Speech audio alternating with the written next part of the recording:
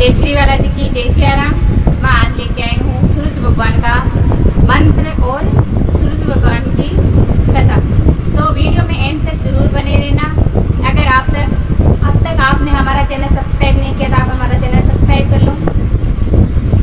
कथा इस प्रकार, एक समय की बात है कि एक बुढ़िया माई थी। वह हर रोज सवेरे ही नहा धोकर भगवान का पूजन करती थी, सूरज भगवान का। वह नित्य प्रति सवेरे ही नहा धोकर रविवार के दिन, सूरज भगवान के दिन वह अपने किचन को गोबर के, गाय के गोबर से लीपती थी। वह हर रविवार को ऐसा ही करती थी और उसके बाद में ही भगवान का भोग लगाती थी। फिर उसके इस प्रकार से कर्म करने से भगवान अति प्रसन्न हुए, सूरज भगवान, और उसके घर में धन धान्य की किसी प्रकार की कमी नहीं थी। वह घर परिपूर्ण धन धान्य से था। एक दिन क्या हुआ कि वह बुढ़िया माई जिस गाय का गोबर लाती थी, एक दिन उसकी पड़ोसन ने सोचा कि ये गाय का गोबर, मेरी गाय का गोबर सर्वदा ले जाती है, आज से मैं अपनी गाय को भीतर बांध दूंगी और बुढ़िया माई को गाय का गोबर नहीं ले जाने दूंगी। इसी प्रकार से वह बुढ़िया माई हर रोज गाय का गोबर लाती थी और उससे गाय का गोबर उससे उस दिन नहीं मिलने के कारण, वह गाय के गोबर नहीं मिलने के कारण वह घर को, चूल्हे को न लीप सकी और उसने न भोजन बनाया और न ही दूध खाया। वह इसी प्रकार से रात भर रोती रही और सो गई।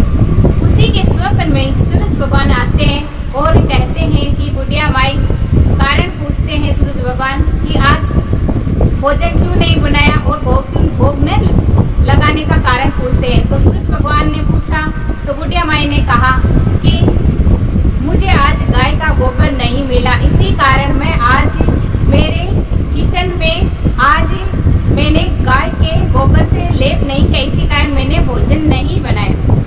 सूरज भगवान ने कहा बस इतनी सी बात, हम आपको माई ऐसी गाय देते हैं जो सर्वदा आपको नित्य प्रति सोने का गोबर देगी।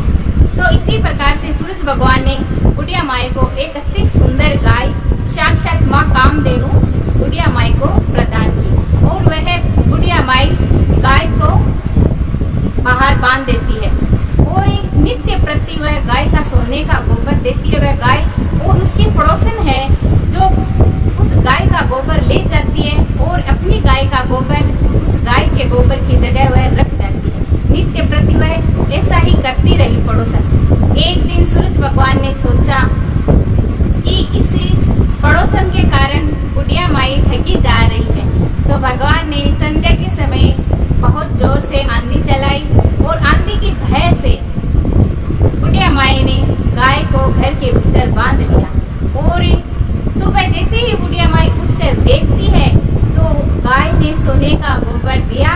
वह इतना देखते ही इतनी खुश होती है बुढ़िया माई, वह फिर नित्य प्रति अपनी गाय को घर के भीतर बांधने लगी।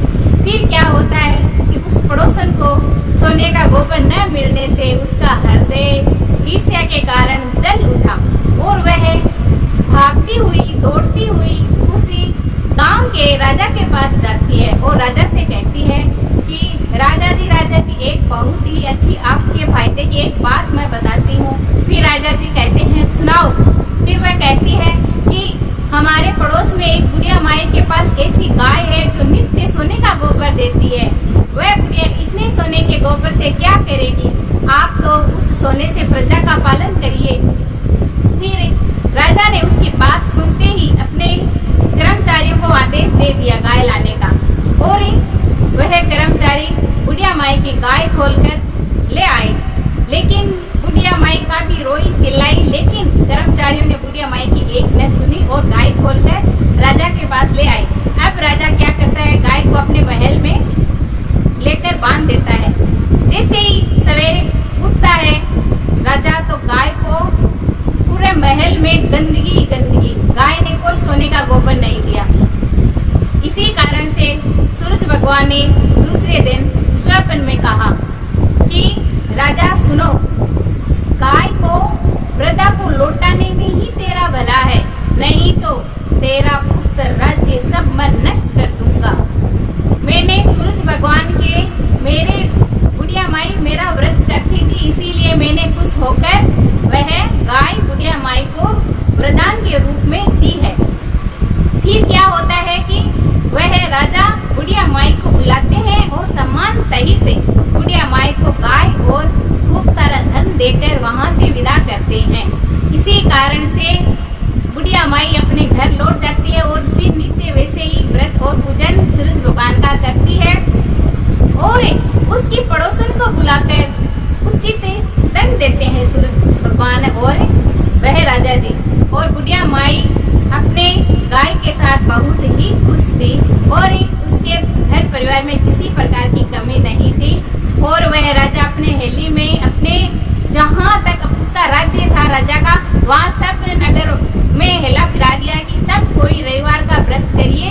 रविवार के व्रत करने से घर में अन्न धन की कमी नहीं होती है और प्रकृति का प्रकोप नहीं रहता है। जहाँ भी रविवार का व्रत होता है सूरज भगवान की पूजा होती है, इसीलिए सब कोई व्रत करियो। तो सब उस राज्य में सूरज भगवान का व्रत सब करने लगे। इसी प्रकार से सूरज भगवान का आशीर्वाद उस नगर पर बना रहा। इसी कारण से सभी लोग स्वस्थ रहे, निरोगी रहे। तो आप भी सूरज भगवान का व्रत जरूर कीजिएगा। अब तक नहीं किया है तो कर लीजिएगा, लेकिन सूरज भगवान को जल जरूर चढ़ाइएगा। उपवास नहीं होता है तो कथा जरूर सुनिएगा। और कथा समाप्त होगी यहाँ पर आज, और हम आप सुनाएंगे मंत्र।